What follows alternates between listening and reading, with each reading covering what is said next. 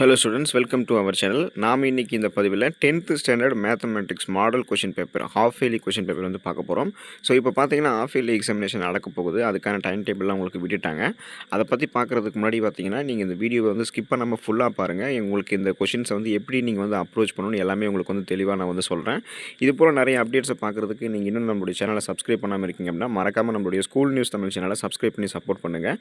பக்கத்தில் இருக்கக்கூடிய பெல் பட்டனையும் கிளிக் பண்ணி ஆல் அப்படின்ற ஆப்ஷனையும் செட் பண்ணி வச்சுக்கிட்டீங்க அப்படின்னா நாங்கள் போடக்கூடிய எல்லா அப்டேட்ஸும் உங்களுக்கு நோட்டிஃபிகேஷனோட அடிக்கடி வந்து சேரும். அதே போல் கீழே டிஸ்கிரிப்ஷனில் வாட்ஸ்அப் சேனல் லிங்க் இருக்கும். நம்மளோட சேனல் தான், அதை ஜாயின் பண்ணிக்கோங்க. உங்களுக்கு வேண்டிய எல்லா நோட்ஸும் அங்கே வந்துடும். வாங்க இப்போ வீடியோக்குள்ளே போயிடலாம்.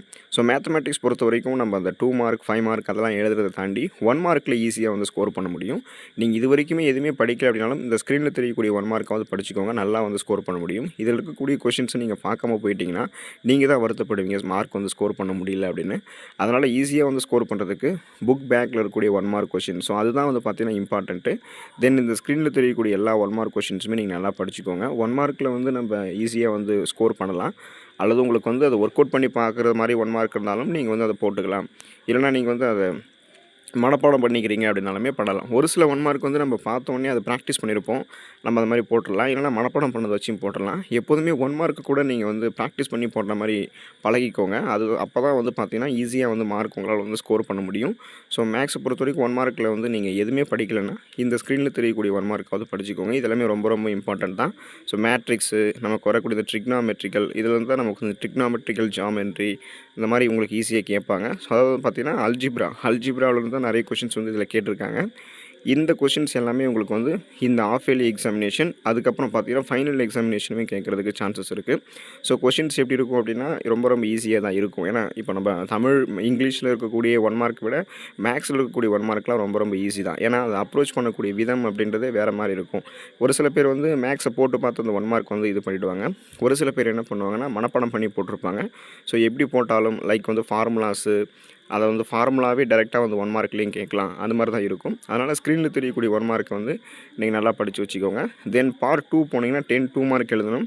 அதில் வந்து பார்த்தீங்கன்னா ஏதாவது ஒரு கொஷின் கம்பல்சரி கேட்டிருப்பாங்க. இதில் கூட பார்த்தீங்கன்னா 28th கொஷின் வந்து கம்பல்சரி கொடுத்துருக்காங்க.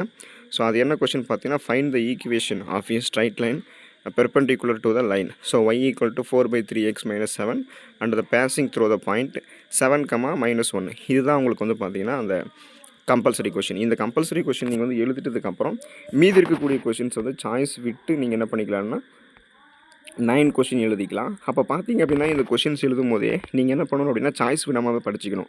இந்த கொஷின்ஸ்லேயே சாய்ஸ் விட்டு 10 கொஷின் ஈஸியாக இருக்கிறத படிச்சிட்டிங்கன்னா எக்ஸாமில் கேட்கும்போது நீங்கள் எழுதுறீங்கன்னா ரொம்ப கஷ்டமாக போயிடும். அதனால் நீங்கள் இதில் இருக்கக்கூடிய இந்த ஸ்க்ரீனில் தெரியக்கூடிய ஒவ்வொரு கொஷின்ஸுமே சாய்ஸ் விடாமல் படிச்சுக்கோங்க. சாய்ஸ் விடாமல் படிச்சிங்க அப்படின்னா தான் நீங்கள் ஃபைனலாக எக்ஸாம் எழுதும் போது அப்போ உங்களுக்கு எந்த கொஷின்ஸ் ஈஸியாக தெரியுதோ அந்த கொஷின்ஸ் வந்து நீங்கள் எழுதிக்கலாம். ஸோ அதனால தான் வந்து பார்த்தீங்கன்னா சாய்ஸ் விடாமல் படிக்கணும். இந்த 20 கொஷின்ஸ் எல்லாம் பார்த்தீங்கன்னா ரொம்ப ரொம்ப ஸ்கொயர் ரூட்டு போகிற மாதிரி இருக்கும். அதுக்கப்புறம் 21, ஸோ 22 கொஷின் பார்த்தீங்கன்னா அந்த ஆயத்தொலை வடிவியல்னு சொல்லுவோம் பார்த்தீங்களா, அதுதான் அது எல்லாமே. அதுக்கப்புறம் வந்து நம்ம அந்த காஸ் தீட்டா சைன் தீட்டா அந்த மாதிரி ப்ரூவ் பண்ணுறது, left hand side right hand side prove பண்ணுறது, அல்லது அது வந்து கரெக்டாக இதுக்கு வந்து கொண்டு வர்றது. அதுக்கப்புறம் வந்து அந்த ரேடியஸ் போடுறது, ஜாமெட்ரி சம்மு. ஸோ இது எல்லாமே இந்த ஸ்க்ரீனில் தெரியக்கூடிய ஒவ்வொரு சம்மே ரொம்ப ரொம்ப இம்பார்ட்டன்ட் தான். 2 மார்க் எழுதுனதுக்கப்புறம் நீங்கள் 5 மார்க் வந்து எழுதணும். அது பார்ட் 3. அதில் வந்து ஏதாவது ஒரு கம்பல்சரி இருக்கும். ஸோ இது வந்து 42வது கொஷின்ஸ் வந்து கம்பல்சரி அப்படின்னு சொல்லியிருக்காங்க. நீங்கள் வந்து அந்த மற்ற கொஷின்ஸ் எல்லாம் நல்லா படிச்சுக்கோங்க. எல்லா கொஷின்ஸுமே நீங்கள் வந்து படிச்சுக்கணும். இந்த கணம், அதுக்கப்புறம் வந்து இந்த ஆயத்தொலை வடிவியலில் வரக்கூடிய கொஷின்ஸ். ஸோ ஸ்க்ரீனில் தெரியக்கூடிய ஒவ்வொரு கொஷின்ஸுமே எங்கே இருக்குதுன்னு கேட்டிங்கன்னா ஸ்கூல் புக்கில் தான் நமக்கு இருக்குது. அவுட் ஆஃப் சிலபஸ்லாம் இதில் வந்து எதுவுமே கிடையாது. ஸ்கூல் புக்கில் இருக்கக்கூடிய கொஷின்ஸை வந்து நீங்கள் நல்லா படிச்சிட்டிங்க அப்படின்னால நல்ல மார்க் வந்து ஸ்கோர் பண்ணலாம். ஸோ அதனால தான் வந்து பார்த்தீங்கன்னா ஸ்க்ரீனில் தெரியக்கூடிய ஒவ்வொரு கொஷின்ஸுமே ரொம்ப ரொம்ப இம்பார்ட்டன்ட் தான். ஸோ மேட்ரிக்ஸ் எல்லாம் நம்ம ஈஸியாக போடலாம். அந்த ஏ மேட்ரிக்ஸ், பி மேட்ரிக்ஸ், அதை வந்து a into b the whole power transparent equal to b transfer into a transfer, அதை வந்து நம்ம ஷோ பண்ணணும். ஸோ அதை வந்து பெருக்கி அது மாதிரி நம்ம பண்ணணும். ஸோ ஒரு சில பேசிக்கான மேட்ரிக்ஸ் அது தெரிஞ்சாலே போதும். அதுக்கப்புறம் பார்த்திங்கன்னா அந்த பேசிக் ப்ரொபோஷனலிட்டி தியரத்தை வந்து நம்ம ப்ரூவ் பண்ணணும். இது மாதிரி பார்த்தீங்கன்னா ஈஸியாக வந்து மேக்ஸில் வந்து நீங்கள் ஸ்கோர் பண்ணலாம். 2 மார்க் எழுதுறதை விட பார்த்தீங்கன்னா 5 மார்க் வந்து ரொம்ப ரொம்ப ஈஸி. ஏன்னா அது வந்து based on first step, second step பொறுத்து தான் 3rd, 4th, 5th ஸ்டெப்பெல்லாம் வரும். ஸோ அதனால் ஈஸியாக நம்ம வந்து அதை போட்டுடலாம். அதனால் நீங்கள் இது வரைக்குமே எதுவுமே வந்து படிக்கலை அப்படின்னாலும் எந்த விதமான கவலையும் இல்லை. ஸ்க்ரீனில் தெரியக்கூடிய கொஷின்ஸையும் வந்து நல்லா வந்து நீங்கள் நல்லா படிச்சுக்கோங்க. இதை தான் உங்களுக்கு வந்து ஹாஃப் இயர்லி எக்ஸாமில் கேட்பாங்க. 100% இல்லை 200% வாய்ப்புகள் இருக்குது கேட்குறதுக்கு. தென் அதுக்கப்புறம் பார்ட் 5 வந்து பார்த்தீங்க அப்படின்னா உங்களுக்கு வந்து 2 8 மார்க் எழுதணும். இது வந்து இந்த ஜாமெட்ரி வரைகிறது, நம்ம தொடுகோடு வரைகிறது, அது மாதிரிலாம் நம்ம நிறைய படிச்சிருப்போம் பார்த்தீங்களா? ஸோ அந்த மாதிரி பண்ணுறது ட்ரிக்னாமெட்ரிக்கல் ஜாமெட்ரி வச்சு தான் நீங்கள் வந்து எழுதணும். எய்தர் ஆர் சாய்ஸில் தான் கொஷின் இருக்கும்.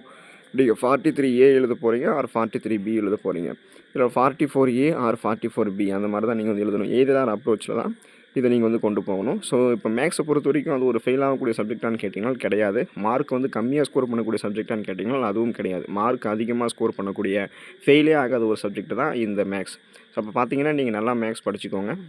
மேக்ஸில் வந்து எப்போதுமே ப்ராக்டிஸ் தான் கை கொடுக்கும். மேக்ஸ் வந்து நம்ம நிறைய போட்டு பார்க்கும்போது ப்ராக்டிஸ் பண்ணும்போது நமக்கு சரளமாக அது வந்துடும்.